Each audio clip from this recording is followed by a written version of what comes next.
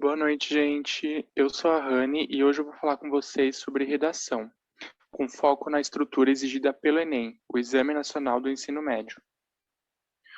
Bom, para começar, é importante frisar aqui que o gênero da redação é o do texto dissertativo argumentativo. E o que é o texto dissertativo argumentativo?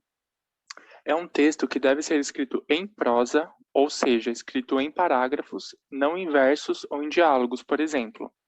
A principal característica da dissertação é a argumentação.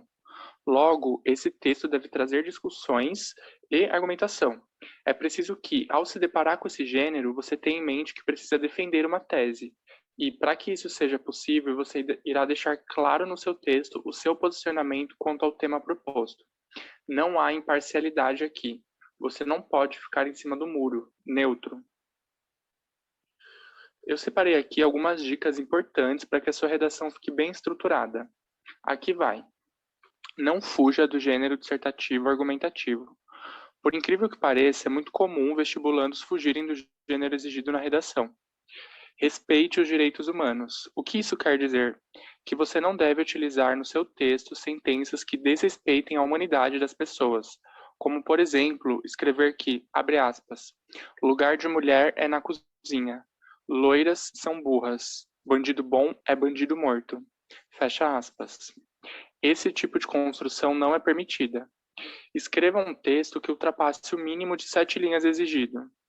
É importante lembrar também que o título na redação do Enem não é obrigatório.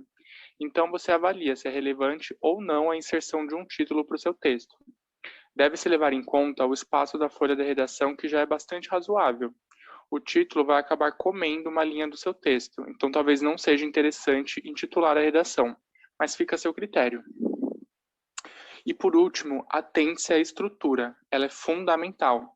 Se você se ater ao esqueleto da redação, ou seja, fizer uma redação que seja fiel à estrutura exigida no Enem, você tem grandes chances de construir uma boa redação. Então vamos falar da estrutura da redação. É recomendado que a redação seja desenvolvida em 4 parágrafos, sendo eles o primeiro parágrafo com a introdução, o segundo e terceiros parágrafos com o desenvolvimento e, por último, a conclusão. Aqui eu vou falar somente do desenvolvimento e da conclusão. O desenvolvimento dentro da estrutura é a parte em que você deve se ocupar da defesa dos argumentos. É importante que sejam utilizados exemplos sólidos, originais, aplicando exemplos que tenham relação com a realidade material concreta. Falsas generalizações, como aquelas apontadas anteriormente nas dicas, não são considerados argumentos e só empobrecem o seu texto. Vale lembrar também que você deve fazer uso da norma culta. Isso não quer dizer que o seu texto deve estar engessado.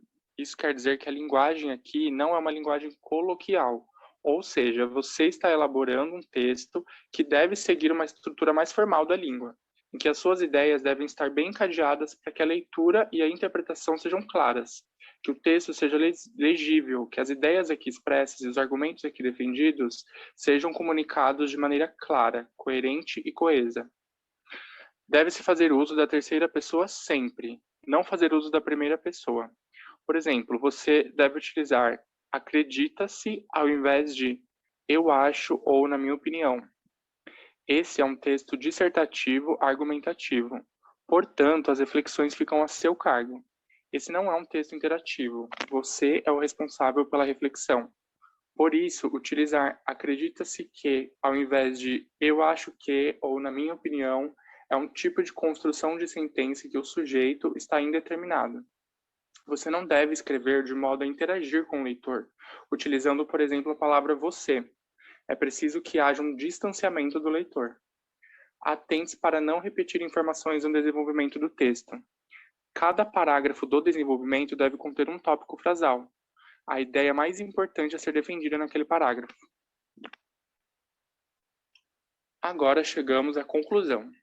Esse é o momento que você vai ratificar a sua tese, trazendo solução para os problemas abordados.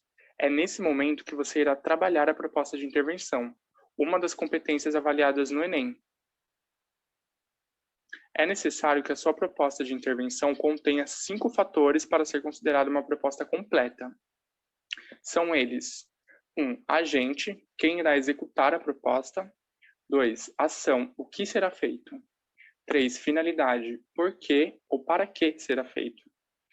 4. Meio, como será feito. E, por último, o detalhamento, ou seja, o aprofundamento da sua proposta.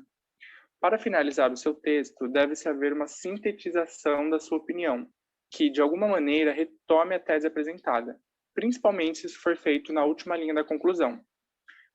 Fique atento para não trazer nenhuma informação nova nesse momento da conclusão. Isso pode prejudicar a sua avaliação, pois ficaria confuso o encadeamento das ideias, né, trazendo alguma informação nova nesse momento do texto, né, nesse momento de conclusão. Bom, gente, é isso. Eu espero que esse vídeo possa contribuir para que vocês elaborem suas redações com mais segurança. Abraços e até a próxima!